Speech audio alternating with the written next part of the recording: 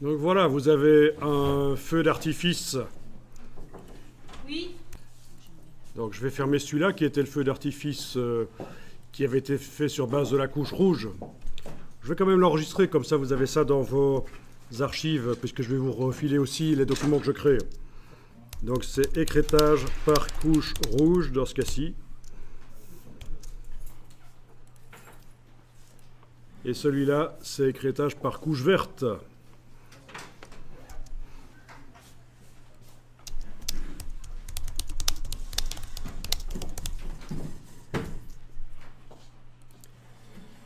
Voilà, donc on avait dit celui écrêté par la couche verte était quand même plus intéressant.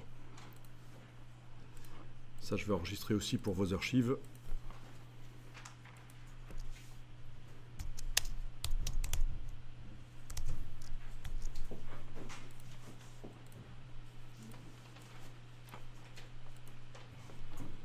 Donc on avait été chercher aussi l'image d'un décor. Voilà, avec du ciel bleu visible. On va faire le test. On va voir ce qui se passe quand on déplace le feu d'artifice sur cette image.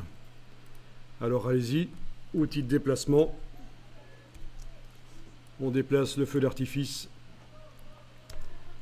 Bon, évidemment, il n'est pas très précis, donc il est tout petit. On va pouvoir l'agrandir éventuellement. Transformation manuelle, CTRL-T donc. Poignée du coin, touche Alt majuscule. Valider. D'accord? Donc. Ok. Vous le positionnez à l'endroit du ciel. On va voir si on arrive à faire en sorte qu'il soit principalement visible sur le ciel.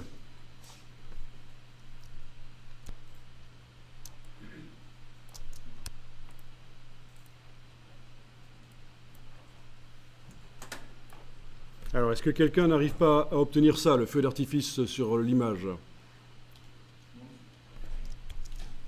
Faites déborder les feux d'artifice sur les bâtiments. Partiellement sur le bâtiment, oui. Parce que je vais vous montrer l'autre curseur d'écrêtage. Enfin, on va tester, on va voir si ça fonctionne. En général, on ne l'utilise pas très souvent celui-là. Mais ça doit vous intriguer de voir ce curseur en dessous, là, qu'on n'a pas utilisé, et vous vous demandez à quoi ça sert. Donc vous allez voir à quoi ça sert, mais dites-vous bien qu'on ne s'en sert pas souvent. Alors, je vous montre. Je double-clique sur le calque du feu d'artifice. J'ai donc fait un écrêtage pour que la partie noire ne soit pas visible. C'était le curseur du dessus qui concerne les rendre invisibles en tenant compte des pixels de ce calque du feu d'artifice. Maintenant, je peux aussi rendre invisible le feu d'artifice en tenant compte des pixels du calque d'en dessous. Alors avant de faire ça, je ferais bien d'aller quand même voir dans la palette des couches s'il y a une couche dans laquelle le ciel se détache mieux du reste, mais c'est dans la couche bleue.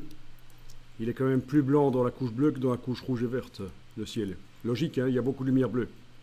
Ok, donc, de retour sur le calque ici dans l'écrêtage, je sais que c'est la couche bleue que je dois prendre comme référence.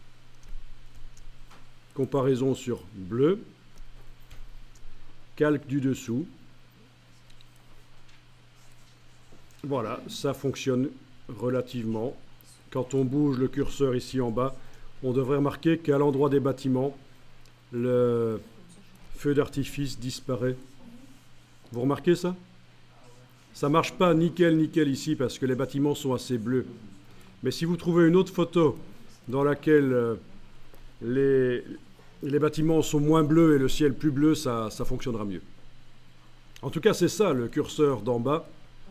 C'est pour rendre invisibles les pixels du feu d'artifice en tenant compte des pixels du calque qui est en dessous. Bon, mais là, ça va nécessiter d'ajouter en plus un masque de fusion pour aller masquer. Parce que, oui. Ok. Alors, si vous voulez faire l'exercice correctement, il faut, au-dessus du calque d'arrière-plan, ajouter un calque de réglage de type courbe et aller transformer ce décor qui est vu de jour, aller le transformer pour qu'il soit vu de nuit, en fait. Hein. D'accord? Donc c'est plus logique que le feu d'artifice soit la nuit. Donc au-dessus du calque d'arrière-plan, mettez un calque de réglage de type courbe et allez modifier, notamment augmenter la quantité de bleu, diminuer l'intensité lumineuse. Voilà. Voilà. Ok, voyez l'astuce? Le calque de réglage ici, regardez bien. Dans la couche bleue, j'ai augmenté la quantité de bleu. Vous voyez, ça paraît logique. Et dans les couches RVB, j'ai pris l'extrémité de la courbe et je l'ai descendue.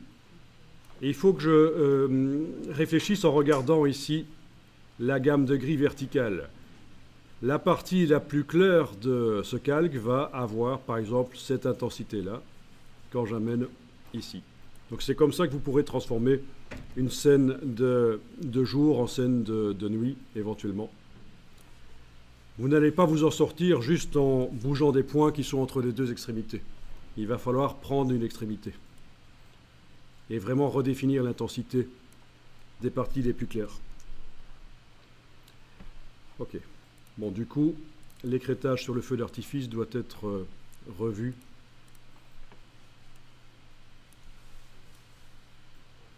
Voilà, ça c'était pour terminer rapidement l'exercice qu'on avait fait commencer au matin.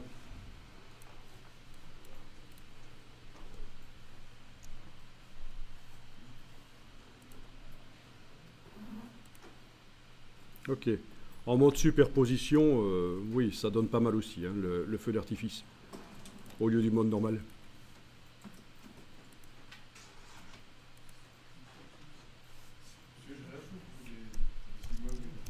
Si, chez moi, les immeubles ont été changés par le calque de réglage aussi. Hein. Le calque de réglage agit sur tout ce qui se trouve en dessous. Je règle un petit problème ici. Mon antivirus qui me fait des rappels, voilà. Oui, si tu regardes, quand j'enlève l'œil, les immeubles sont modifiés, fameusement. Ok? Bon, là, j'ai été vite sur cette partie-là. Vous aurez l'enregistrement pour revoir ça. On va attaquer la suite de ce qui était prévu. Ok. Masque de fusion pour si jamais le feu d'artifice déborde encore sur les immeubles, malgré l'écrêtage sur la couche bleue. Là, on est clairement dans des techniques assez avancées dans Photoshop. Hein.